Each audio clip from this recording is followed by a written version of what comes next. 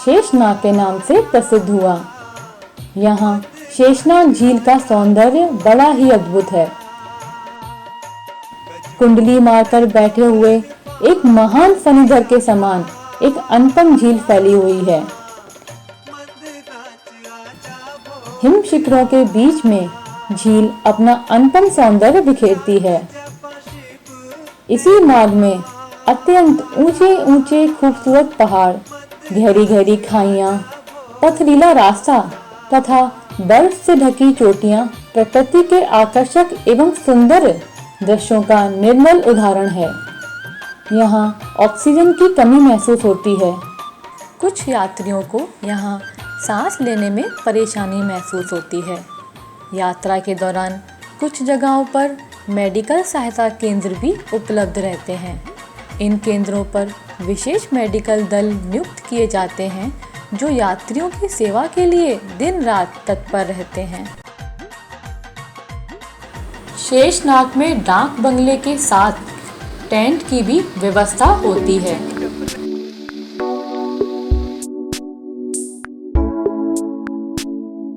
सारा दिन की थकान के बाद जब यात्री भंडारे में पहुंचते हैं तो स्वादिष्ट भोजन और भंडारे वालों की सेवा भाव देखकर भोले बाबा जी के भजनों पे झूम उठते हैं।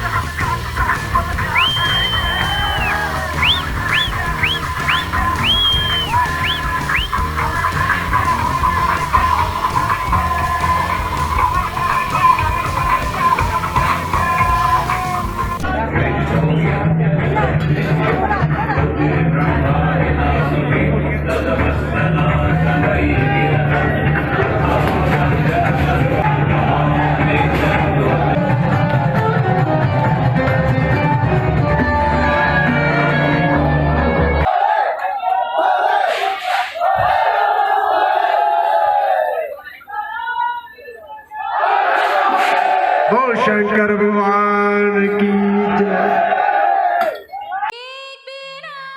चारों तरफ बर्फ होने के कारण शेषनाग में रात व्यतीत करना थोड़ा मुश्किल होता है, पर यहाँ पहुंचकर ऐसा लगता है कि ठंडी हवाओं के कण कण में भोलेनाथ जी का वास है। पिस्सू टॉप की खड़ी चढ़ाई पार कर जब भक्त शेषनाग पहुंच जाते हैं तो एहसास होता है कि भगवान श्री अमरनाथ जी की शरण पाने के लिए हमें आस्थाओं की ऊंचाइयां पार करनी होंगी। शायद यही हमारे भक्ति की परीक्षा हो। तो भक्तों, ये था सफर चंदनवाड़ी से शेषनाग तक का। यात्रा का अगला भाग हम आपको अपनी अगली वीडियो में दिखाएंगे, तो जुड़े रहिए हमारे साथ श्री अमरनाथ जी यात्रा की आगे की जानकारी प्राप्त करने के लिए। जय भोले जी की।